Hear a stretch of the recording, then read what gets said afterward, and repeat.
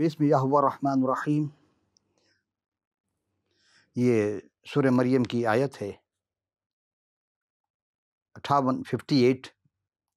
ترجمہ کچھ یوں ہے کہ یہ وہ لوگ ہیں جن پر اللہ نے انعام فرمایا زمرہ انبیاء میں سے، یعنی آدم کی اولاد سے ہیں، اور ان میں سے جنہیں ہم نے نوح کے ساتھ کشتی میں اٹھا لیا تھا، اور ابراہیم کی اور اسرائیل یعنی حضرت یعقوب علیہ السلام کی اولاد میں سے ہیں، اور ان لوگوں میں سے جنہیں ہم نے ہدایت بخشی اور برگزیدہ بنایا۔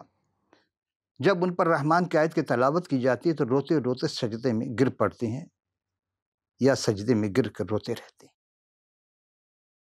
عزیزان گرامی قدر،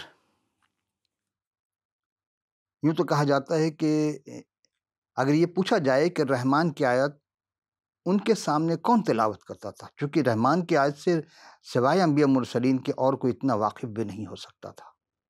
تو حقیق عرفان قصص الانبیاء میں آپ تمام سامعین ناظرین خدمت میں سلام اور خوش آمدید۔ عزیزم، آج کا سوال کچھ عجیب قسم کا ہے، اور سوال کچھ یوں ہے کہ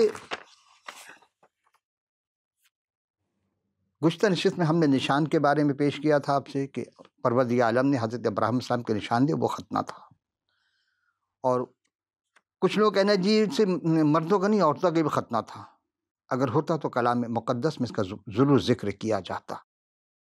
تفسیر بغوی کے ہم نے گزشتہ اس میں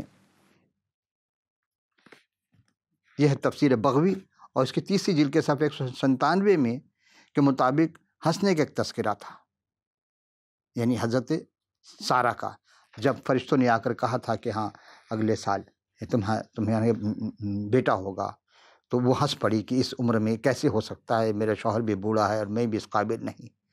تو خدا تعالیٰ نے کہا تھا کہ وہ ہنسی کیوں، تو انہوں نے انکار کیا، لیکن 1 سال کے بعد وہ بیٹا عطا ہوتا ہے۔ عزیزان گرامی، آج ایک عجب سوال میرے پاس آیا ہے، اور سوال کا جواب دینا بہت لازمی ہے۔ سوال یہ ہے کہ کسی بھائی نے کہا کہ آپ جو بھی چیز پیش کرتے ہیں وہ زیادہ تر یہودی اور عیسائیوں کتاب سے ہے، اور قرآن کو بہت کم آپ ٹچ کرتے ہیں۔ عزیزان گرامی، آپ دیکھ رہے ہوں کہ مسلسل ہم قرآن ہی سے زیادہ تر پیش کرنے کی کوشش کرتے ہیں، وہ بات جو کلام مقدس میں ہم اس کو پیش کرتے ہیں۔ اور اس زمرے میں اس بھائی نے ہمیں 2 آیت بھیجی ہے، اور دونوں سورہ آل عمران کی ہے، تیسرا سورہ ہے اور پارہ بھی 3 ہے۔ پہلی جو آیت ہے وہ ہے 19ویں آیت ہے، اس میں ایک ٹکڑا انہیں بھیجا ان الدین عند اللہ الاسلام، کہ بے شک اگر اللہ کے نزدیک کوئی دین ہے تو وہ اسلام ہے۔ اور پھر اس کی 85 نمبر آیت بھیجی ہے، وہ بھی ہے کہ وَمَن يَبْتَغِ غَيْرَ الْإِسْلَامِ دِينًا فَمَن يَقْبَلْهُ مِنْهُ وَهُوَ فِي الْآخِرَةِ مِنَ الْخَاسِرِينَ، یعنی جو کوئی بھی شخص کسی زمانے کا ہوگا، کب؟ یہ جناب ابراہیم اسلام کے بعد کی بات ہو رہی ہے، اور قیامت تک آنے والوں کے لیے ہے کہ جس کسی نے بھی اسلام کے دین کو چھوڑ کر اگر کوئی اور غیر دین لے کر آیا تو وہ اس کے لیے قابل قبول نہیں ہوگا، اور وہ آخرت میں خسارہ اٹھانے والے، یعنی وہ نجات یافتہ نہیں ہوگا۔ اور یہ ہے بغوی صاحب نے اس چیز کو بہت اچھے انداز میں، تفسیر بغوی پہلی جلد ہے، اس میں ہی کہ وَمَن يَبْتَغِ غَيْرَ الْإِسْلَامِ دِينًا فَلَن يَقْبَلَ مِنْهُ وَهُوَ فِي الْآخِرَةِ مِنَ الْخَاسِرِينَ۔ ترجمہ ہے کہ جو کوئی شخص اسلام کے سوا کسی دوسرے دین کو طلب کرے گا تو دین خدا کے نزدیک اس سے مقبول نہ ہوگا، وہ شخص آخرت میں تباہ کاروں میں سے ہوگا، یعنی وہ نجات نہیں پائے گا، نجات یافتہ نہیں ہو سکتا۔ بے شک عزیزان گرامی، دیکھنا یہ ہے، ایک اور آیت ہے الیوم اکملت لکم دینکم واتممت علیکم نعمتی ورضیت لکم اسلام دینا، جس کا ترجمہ بھی یہ ہے کہ اور ہم نے دین کو مکمل آج کے دن ہم نے دین کو مکمل کر دیا، تمام نعمتیں مکمل ہو گئیں، اور جو کوئی یعنی کہ اور رضیتکم اسلام دینا، جو اسلام سے راضی ہوگا وہی اس کا دین اللہ کے نزدیک ہے۔ عزیزان گرامی، اس آیات میں بہت ساری سہولتیں ہیں۔ وہ یہ کہ قرآن شریف نے کہا کہ اسلام ہے ایک مستند دین قرار دیا ہے، اور اسلام کے غیر کے جو بے دینی ہے وہ اس کو بے دینی ٹھہرایا، اور دوسری بات یہ تھی کہ یہ قرآن شریف کی وہ آیت ہے کہ جس میں پیغمبر اسلام جو ہے وہ یہ فرما رہے ہیں کہ امت پر دین، یعنی آپ کی امت پر، پیغمبر اسلام کی امت پر دین اسلام کی اطاعت و فرما برداری قائم کی گئی ہے۔ گویا کہ اگر اسلام کی بات کی جا رہی ہے، پیغام اسلام کی ہے، تو اب یا تو اسے کہیں دین محمدی کہیں، تو یا قوم محمدی کہیں، چونکہ اب تک جتنے بھی انبیاء ان کو قوم کہا کہ ہم نے فلاں قوم کی طرف فلاں نبی کو بھیجا، تو اب جب اسلام آیا تو یا قوم محمدی یا قوم اسلام ہی لانا طلب ہے۔ تو دوسرا دین ہے کہ حضرت پیغمبر اسلام جو عرب کے لیے وہاں جو دین تھا وہ اسلام کے علاوہ کوئی دین ہے تو وہ مردود کہلائے گا، یعنی وہ رد کیا جائے گا، وہ بد نصیب کہلائے گا، ٹھہرایا گیا۔ اب ہم آپ کی خدمت پہ دین ابراہیم جو کچھ کہا گیا تھا، یعنی قرآن شریف نے سچ مان لیا کہ حضرت ابراہیم علیہ السلام کا دین ہے وہ دین سچ ہے، اور پیغمبر اسلام بھی یہی کہہ رہے ہیں کہ قرآن نے جو اس دین کا نام اسلام رکھا ہے، کون سے دین کا نام؟ جو دین حضرت ابراہیم علیہ السلام کا تھا۔ پھر وہی دین جب عرب میں پیغمبر اسلام آئے تو اس دین کا نام دین محمدی بھی کہا اور دین اسلام بھی ہے۔ اب یہ بات بالکل واضح ہو گئی کہ اسلام کے غیر کے کو مردود کہا گیا، یعنی اسلام دین کے علاوہ کوئی اور دین ہوگا تو وہ مردود ہو جائے گا، یعنی رد کر دیا جائے گا۔ اب اگر پیغمبر اسلام یعنی محمد صلی اللہ علیہ وسلم اور قوم محمدی یعنی دین اسلام کے ماننے والے جو آج کے زمانے کے ہیں کہ پیروی کو ثابت کرنا لازمی ہوگا، اگر ثابت ہو گیا تو دین عیسوی، دین موسوی اور دین محمدی یہ پھر تینوں آپس میں کیا ہوں گے؟ وارث ہوں گے، وراثت کے قابل لائق ہو جائیں گے۔ کس کے؟ یعنی وراثت میں برابر ہوں گے، حقدار ہوں گے۔ اور اگر جو بھی اسلام یعنی ابراہیم علیہ السلام کے دین کا اخراج کرے گا، اس کا انکار کرے گا، وہ اس سے خارج ہو جائے گا۔ ہم آگے چل کے اس کے کچھ مفصل چیز پیش کرنے کی کوشش کریں گے آپ کی خدمت میں، لیکن ایک چیز آپ دیکھیے کہ دین اسلام یا دین ابراہیمی کی خصوصیت بیان کیا گیا ہے کہ قرآن شریف میں بیان کے موافق، جیسا کہ ہم دیکھ چکے تھے ابھی جو 3 آیت ہم نے آپ کی خدمت پیش کی کہ ابراہیم ہی کے وقت میں ہو چکا تھا یہ دین کے بارے میں فیصلہ ہو چکا، اور وہ بھی ہمیشہ کے لیے، خواہ وہ دین کچھ بھی ہو، یعنی کہ خواہ وہ دین کچھ ہی کہتا ہو تھا، اور اس وقت قواعد کے اصول کیسے ہی تھے اس وقت کے مطابق، اس کا شروع ابراہیم اسلام کے وقت سے ہو چکا ہے۔ اب گویا اگر قرآن کا مطالعہ کیا جائے تو قرآن شریف کے مطابق تبادلہ محال ہے کہ اب تو یہ بات جاننی ضروری ہے کہ ابراہیم دین جو شخص کے لیے ہر ایک کو نجات کے واسطے خدا نے چن لیا اور پسند فرمایا، اس کی خصوصیات کیا ہیں؟ دنیا کے تمام اقوام میں سے کون سی اقوام ہیں اس دین کے پیروکار ہیں؟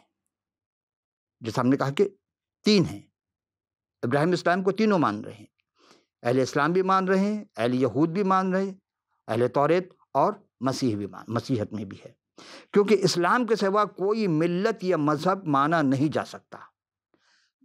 تو اس کے لیے ہم آپ کی خدمت میں ایک اور آیت پیش کر رہے ہیں، سورہ نساء کی آیت نمبر 54، اس کا ترجمہ کچھ ام یحسدون الناس علی ما آتاہم اللہ من فضلہ فقد آتینا آل ابراہیم الکتاب والحکمہ وآتینا مکلما عظیما، یعنی کہ کیا کوئی حسد کرتا ہے؟ کیا حسد کرتے ہیں کچھ لوگ ایسے بھی ہیں، اور اس چیز کے دیا جس کو اللہ نے اپنے فضل سے، کس چیز کے فضل؟ اللہ نے اپنے فضل سے، اگر تحقیق بھی کی جائے تو تحقیق دی ہے کہ ہم نے اولاد ابراہیم کو کیا چیز دی ہے؟ کتاب دی ہے، آل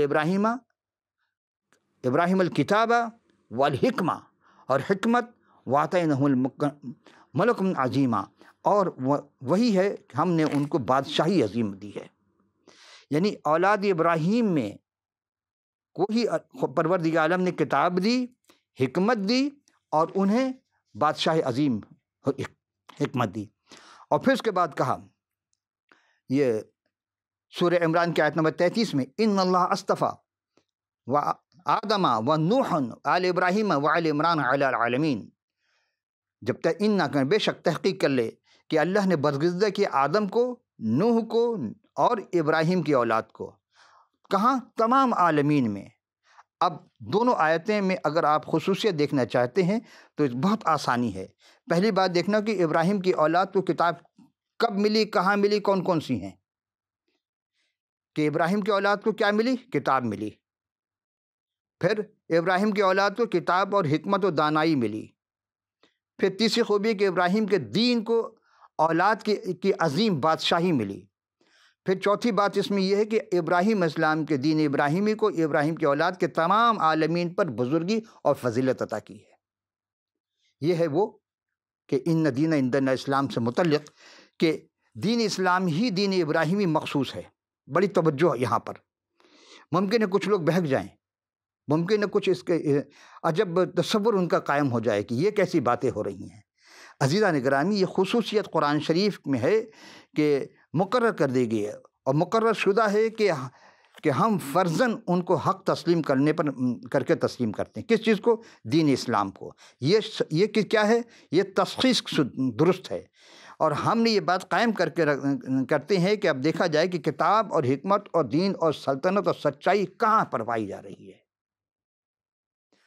ابراہیم اسلام کے کس اولاد سے یہ حکمت چلی، کتابیں آئیں اور دین چلا، اور یہ سلطنت بھی ملی، حکمت ملی اور حکومت بھی ملی۔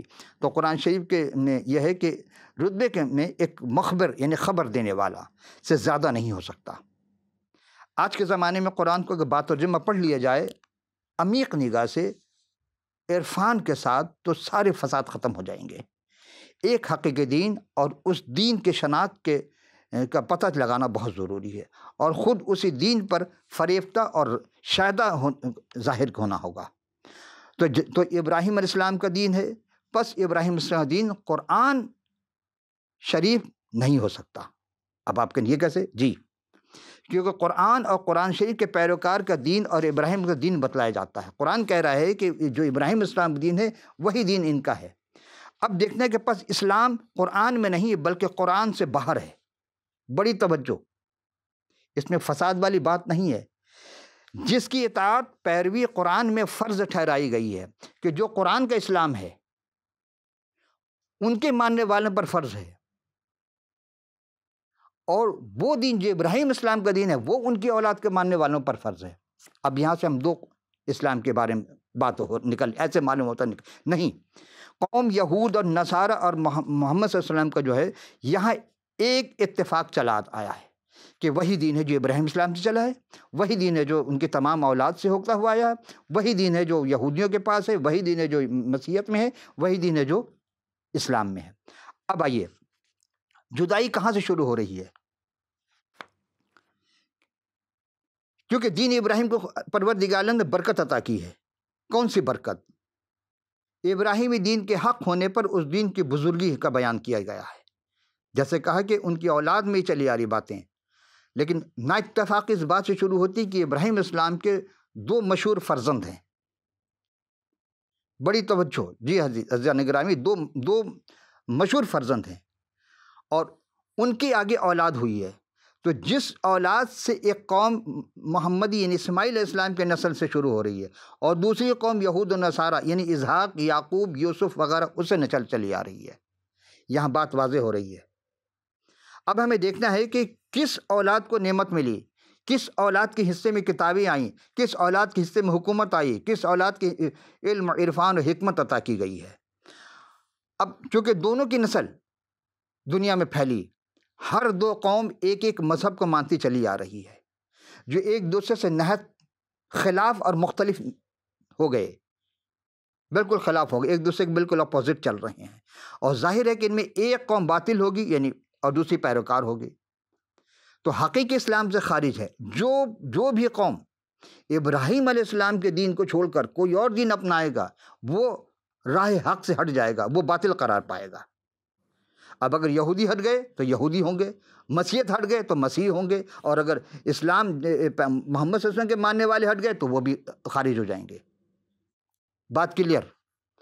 اب پھر ہمیں دیکھنا ہے کہ ابراہیم علیہ السلام کے نافرمان اولاد سے خدا کو کوئی عہد نہیں کیا گیا۔ بڑی توجہ، ابراہیم علیہ السلام کی جو اولاد تھی جس سے خدا نے عہد کیا ہے وہ اس کو بھی دیکھنا ہے ہمیں قرآن سے، اور جس سے عہد نہیں کیا اس کو بھی دیکھنا ہے۔ ویسے ہی تصور کیا جائے کہ ہر دو قوم میں سے ایک قوم عہد ابراہیمی سے خارج ہے تو دینی برکات سے محروم۔ اگر وہ دین ابراہیمی میں ہے تو برکات ملے گی، اگر نہیں ہے تو برکات نہیں ملیں گی۔ لہٰذا اس کا فیصلہ کرنا کون سی قوم ناراستی پر ہے یعنی راست باز نہیں ہے، یہ مشکل امر ہے، کوئی فیصلہ نہیں کر سکتا، لیکن فیصلہ قرآن ہی کے ذریعہ ہم کریں گے۔ اگر ہم قوم یہود کے نوشتوں سے محمدی قوم کا انصاف کرتے ہیں تو قوم محمدی ناراض ہو جاتی ہیں، اور اگر ہم قوم وہ کتابوں سے، قرآن سے ہم اگر ان کا فیصلہ کرتے ہیں تو وہ ناراض ہو جائیں گے یہود و نصارہ. تو اگر ہم قرآن سے قوم یہود وغیرہ کے نسبت فیصلہ کرتے ہیں تو کیا ہوگا؟ وہ ناراض ہو جائیں گے، ناراضگی ظاہر ہو جائے گی. اس لیے ہم نے ٹھہرایا ہے کہ قرآن ہی سے محمدی قوم کے ناراضگی یا قوم یہود کے راستے کو ظاہر کرنا ہے. دونوں بھائیوں میں ملاپ کی امید ہے. اب ہم اسماعیل کا ذکر کرتے ہیں جن کی بنا پر قوم محمدی کے برکات کے دعوے دار بن کر آپ ذکر کر رہے ہیں. حضرت ابراہیم علیہ السلام نے جب اپنا مقام سے ہجرت کر کے سارا کو ان کی منکوحہ تھی صندوق میں بند کر کے ساتھ لے چلے تھے. ہم یہ سارا واقعہ پیش کر چکے. راہ میں تلاش کرنے والوں نے روکا اور پوچھا صندوق میں کیا ہے، تو انہوں نے کہا کہ یہ بھی قرآن ساری باتیں ہیں، مفسروں نے لکھی ہیں. تو انہوں نے کہا کہ نہیں، صندوق کو چھوڑو. آخر کھولا تو دیکھا کہ ایک حسین و جمیل، حسن کی کمال، جمال میں یکتا خاتون بیٹھی ہیں. فرمایا غرض کی بی بی سارہ کو بادشاہ کے پاس لے گئے، اور بادشاہ دیکھتے ان کے حسن سے حیران رہ گیا. یہ میں واقع پیش کر چکا تھا، لیکن ضمناً میں پیش کر رہا ہوں کہ پھر کیا ہوا. وہ جیسے ہاتھ بڑھاتا ہے بری نگاہ سے اس کے ہاتھ چھل ہو جاتے ہیں، لیکن جب سارہ دعا کرتی اس کا ہاتھ صحیح ہو جاتا. کئی بار ایسا ہوتا. آخر میں ان کو وہ چیز دیکھ کر کے، ان کی تقدس کو دیکھ کر کے، وہ ان کے لیے ایک خادمہ یعنی کنیز، جس کے عام زبان میں لونڈی بھی کہا جاتا ہے، وہ ودیت کرتے ہیں، ان کو ہبہ کر دیتی ہیں. وہ جو لونڈی کہیے، کنیز کہیے، یا مددگار و تعاون کرنے کے لیے انہوں نے، اس بادشاہ نے ایک کنیز دے دی ان کو، جس کا نام ہاجرہ تھا. سارہ چونکہ بانجھ تھیں، حالانکہ اس وقت 65 سال ان کی عمر تھی، لیکن ان کے حسن کا کوئی جواب نہیں تھا اس وقت. لیکن جب اولاد نہیں ہوئی تو انہوں نے اپنی کنیز کو دیا کہ تم اس سے شادی کرو. اب کنیز سے چونکہ اسلام میں شادی بھی نہیں ہے، ان سے جو لڑکا پیدا اس کا نام اسماعیل، لیکن سب جانتے ان کو انہوں نے وہاں سے نکال دیا تھا. یہ واقع ہو چکا ہے. تو اب یعنی اس لونڈی کے اپنے گھر میں لائی تو ہاجرہ، یعنی کہ جب ان کو نکال دیا وہاں سے، وہ کہتے کہ مکہ آ گئیں، جبکہ بیر صبا کے علاقے میں تھی. اور پھر سارہ کی 86 سال کی عمر میں جب 99 سال ہوتے ہیں تو اس وقت حضرت ابراہیم علیہ السلام کو وہاں پر خداوند نے ممرے کے بلوتوں میں سے انہیں نظر آیا، اور وہ گرمی کا دن تھا. تو اس وقت خیمے میں کے دروازے پر بیٹھے تھے، اور ہوا یہ کہ انہوں نے اپنی آنکھیں اٹھا کر کیا دیکھی کہ سامنے 3 شخص ان کو نظر آتے، 3 مرد.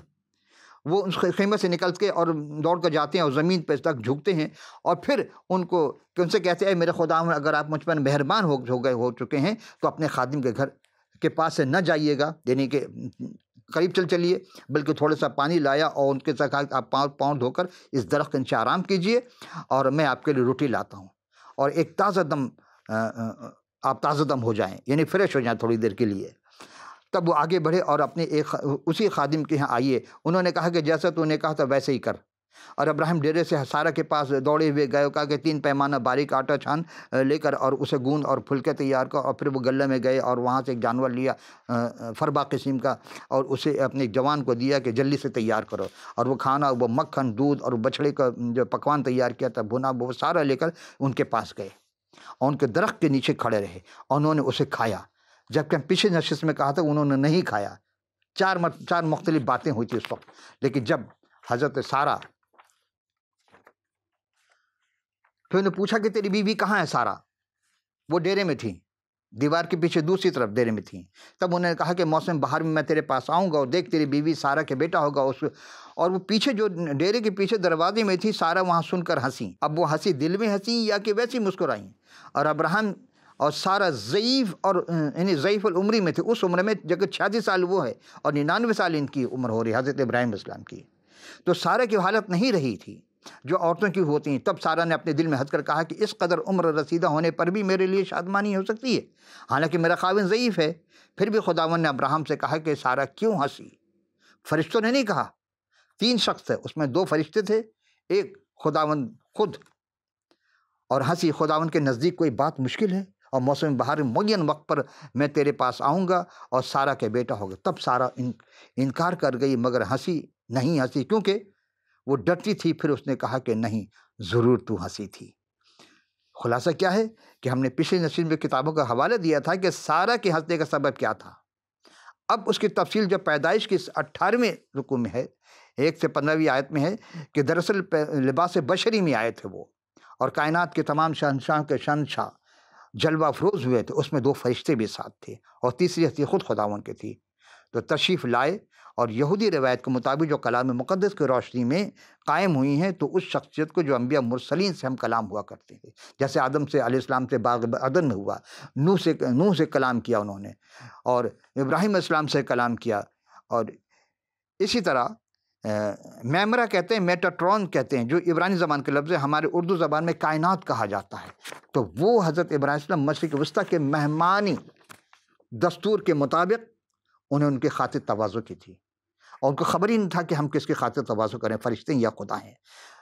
تو عزیزان گرامی، جب اگلا سال ہوا، وہ جب آئے، اور اللہ کے نگاہ میں کوئی بھی چیز مشکل نہیں ہے، اور عبرانیوں کے خط میں ہے کہ چونکہ سارہ نے اس کے سوال سے ملامت کی گئی تھی، لیکن پھر بھی خدا نے اپنے عہد کا پورا کیا۔ عہد کا بچہ کون تھا وہ ہم آگے پیش کریں گے۔ تو عبرانیوں کے خطوط کے 11ویں باب کی 11ویں آیت میں ہے، مرقوم ہے کہ ایمانی سے سارہ نے سن یاس کے بعد حاملہ ہونے کی طاقت پائی، اس لیے اس نے وعدہ کرنے والوں کو سچا جانا۔ حضرت سارہ ایک وقتی لغزش کے باوجود ایک ایماندار، پختہ یقین رکھنے والی خدا پر۔ یہاں ہمیں ایک سبق ملتا ہے کہ ہم سے بھی لغزش ہوتی ہے، اور ہمیں بھی ایمان میں کمی ہوتی ہے، لیکن ہمیں چاہیے کہ ہم خدا پر کامل بھروسہ رکھیں، یقین رکھیں، اور خدا ہی ہے جو ہمیں بچاتا ہے۔ اب آئیے ہم اس آیت کی طرف چلتے ہیں، اور وہ ہے سورہ عنکبوت آیت نمبر 27، وَوَهَبْنَا لَهُ اسحاق وَيَعْقُوبَ۔ اب دیکھیں کہ ہم افسوس سے ہم کیسے دیں۔ دیکھ قرآن میں کیا کہا گیا کہ ہم نے ودیت کر دی، ہبہ کر دی، کس کو؟ اسحاق کو اور اس کے یعقوب کو، اس کے بیٹی یعقوب کو۔ آپ کہیں بھی نہیں دکھا سکتے کہ وَوَهَبْنَا لَهُ اسماعیل وَإِسحاق وَيَعْقُوبَ، نہیں ہے۔ بنی اسرائیل تو ہے، بنی اسماعیل کا ذکر نہیں ہے قرآن شریف میں۔ سورہ بنی اسرائیل ہے، 17واں سورہ قرآن شریف کا 15ویں پارے کا آغاز میں ہوتا ہے، جو اس کا نام اب تبدیل کر کے اسرا کر دیا گیا ہے، سورہ اسرا۔ عزیزان گرامی، جب ہم یہ غور کرتے ہیں کہ اسلام میں دین اسلام اگر ہے تو ہمیں پھر دیکھنا ہوگا کہ وَلَقَدْ جَاءَكُمْ رَسُولُنَا إِبْرَاهِيمَ بِالْبُشْرَىٰ قَالُوا سَلَامًا قَالَ سَلَامًا فَمَا لَبِثَ، جس کا کہ اور البتہ تحقیق آ جائے کہ بھیجے ہم نے ابراہیم کے پاس خوشخبری کہنے کے لیے سلام بھیجے تھے، یعنی ابراہیم السلام کا پس وہی دیر کے لیے آیا، اور انہوں نے وہ کہتے وہ خاطر تواضع کے لیے سامان لائے تھے، طلب بچہ تھا اور وہ ساری چیزیں۔ لیکن یہاں ہم سورہ ہود آیت نمبر 59 سے 71 تک آپ اس کا ترجمہ دیکھ سکتے ہیں۔ اب ہمارے پاس چونکہ دامن وقت میں گنجائش بہت کم ہوتی ہے، تو خوشخبری کس کو دی؟ ببشرا، کس کو دی خوشخبری؟ سارہ کو دی، کس کی؟ اسحاق کی۔ وہاں حاجرہ کے لیے بلبشرا کی یعنی خوشخبری نہیں تھی جو اسماعیل کے لیے ہوگی۔ عزیزان گرامی، ہم جب غور کرتے ہیں یہاں پر کہ قتادہ نے یہ لکھا تھا کہ قوم لوط کی غفلت اور عذاب کے قریب ہونے سے ہنسی تھی۔ سعدی کہتے ہیں کہ فرشتوں نے کھانے کی قیمت مانگی تھی۔ اسی طرح بہت ساری باتیں، لیکن جب وہ وہاں سے کھانا کھا کر چلنے لگے، کون؟ فرشتے، اور خداوند بھی ساتھ تھے۔ جب وہاں سے انہوں نے کوچ کیا تو کوچ کرنے پر وہاں پر ابراہیم السلام ساتھ چلتے رہے ان کے، تاکہ ہم انہیں رخصت کر سکے، اور یہ دستور بتائے کہ جب مہمان آئے تو مہمان کو آخر تک چھوڑنے جاؤ، اور علم عرفان کے حقیقی نور میں تب وہ مرد وہاں سے اٹھے اور انہوں نے صدوم کو رخ کیا، اور ابراہیم السلام ان کے ساتھ رخصت ہو کر کرنے کو ان کے ساتھ ہو لیے۔ عزیزان گرامی، دامن وقت بہت وقت کم ہے، میں بہت تیز چلوں گا کہ ہاں آخر وہ کون سی بات ہے کہ جب چلے تو کیا ہوا، اور خداوند نے کہا کہ جو کچھ میں کرنے کو ہوں کیا اسے ابراہیم سے پوشیدہ رکھوں؟ ابراہیم نے سے تو یقیناً بڑی اور زبردست قوم پیدا ہوگی، اور زمین کی سب قومیں اس کے وسیلے سے برکت پائیں گی، کیونکہ میں جانتا ہوں کہ وہ اپنے بیٹوں اور گھرانوں کو اور اس کے پیچھے رہ جائیں گے وصیت کرے گا۔ وہ خداوند کے راہ میں عدل قائم کرے گا، عدل انصاف کرے گا۔ آج عدل انصاف نہیں ہے، لیکن ابراہیم علیہ السلام نے عدل انصاف سے کام کیا۔ جو کچھ خدا نے ابراہیم علیہ السلام کے حق میں فرمایا اسے پورا کریں۔ پھر خداوند نے فرمایا چونکہ سدوم اور عمورہ کا شور بڑھ گیا اور ان کا جرم نہایت سنگین ہو گیا، اس لیے اب جا کر دیکھوں گا کہ کیا کہوں کہ سراسر ویسا ہی ہے جیسا شور میرے کانوں تک پہنچا ہے۔ اگر نہیں تو میں معلوم کروں گا۔ سو وہ مرد وہاں سے مڑے اور سدوم پہ چلے، لیکن خداوند کے پاس حضرت ابراہیم کھڑے رہے۔ تب ابراہیم علیہ السلام نے بڑی عاجزی سے، انکساری سے، ادباً کہا کہ نزدیک جا کر کہا کہ تو نیک اور بد کو ساتھ کیسے ہلاک کرے گا؟ گرامی قدر، چونکہ خدا تعالیٰ اپنے خلیل سے گفتگو فرما رہے، درمیان میں کوئی فرشتہ حائل نہیں ہے، نہیں رکھا، اور نہ ہی درمیان میں کوئی ایسی بات کہے کہ کلام بنفس نفیس ہو رہی ہے اور کلام ہوئے۔ اب اگلی آیت 24 سے ہم ذرا آگے چلیں گے، شاید اس شہر میں 50 راست باز ہوں۔ ابراہیم علیہ السلام نے کہا، میں یہ جو عدد بتا رہا ہوں عزیزان گرامی، آپ اس عدد کو کہیں اور بھی سمجھ سکتے ہیں، لیکن ابھی چونکہ میں اس وقت اس پوزیشن میں نہیں ہوں کہ میں آپ کو جواب دے سکوں، تو ان 50 راستہ بازوں کے خاطر خواہ جو اس میں رہ رہے ہیں، مقیم ہیں، کیا تو ان کو نہ چھوڑے گا؟ ایسا نہ کرنا تو اس سے بعید نہیں، چونکہ نیک اور بد کے ساتھ مار ڈالے گا، نیک بد کے برابر نہ ہو جائے، یہ تو اس سے بعید نہیں۔ کیا تمام دنیا پہ انصاف کرنے والا انصاف نہ کرے گا؟ اور خداوند نے فرمایا کر مجھے سدوم کے شہر میں کے اندر 50 راست باز ملے تو میں ان کے خاتون کو چھوڑ دوں گا، مقام کو۔ تب ابراہیم نے جواب دیا علیہ السلام نے کہ اگر دیکھیے خداوند میں نے بات کرنے کی جرت کی ہے، اور اگر میں خاک اور راکھ ہوں، شاید 50 راست بازوں میں سے 5 کم ہو جائیں، یعنی 45 ہو جائیں، تو ان 5 کی کمی کے سبب کیا شہر کو تباہ برباد کر دیں گے، نیست نابود کر دیں گے؟ انہوں نے کہا کہ وہاں 45 ملیں گے تو اسے میں نیست نابود نہیں کروں گا۔ پھر اس نے کہا کہ شاید وہاں 40 مل، دیکھیں 5 کم کرتے چلے آ رہے ہیں، یہ 5 کا فگر کہیں اور بھی تاریخ میں کم ہوتا ہوا آپ کو نظر آئے گا اور آپ سن چکے ہوں گے۔ تب اس نے کہا کہ اس 40 کی خاطر میں نہیں کروں گا۔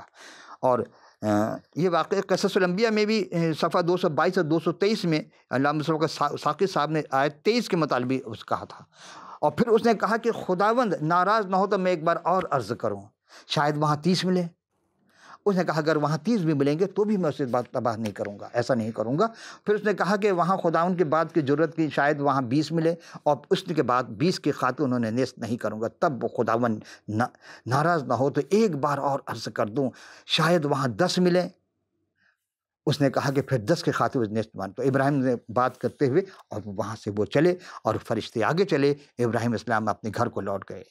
عزیزان گرامی قدر، آج کی گفتگو یہاں ہم اختتام پذیر کرتے ہیں۔ آئندہ نشر میں جب آئیں گے تو ہم اسی گفتگو آگے چلائیں گے اور وہ عہد کا فرزند کون ہے یہ بھی بتلائیں گے، اور وہاں عذاب الہی کیوں آیا۔ وآخر دعوانا ان الہی میں عالمین، والسلام۔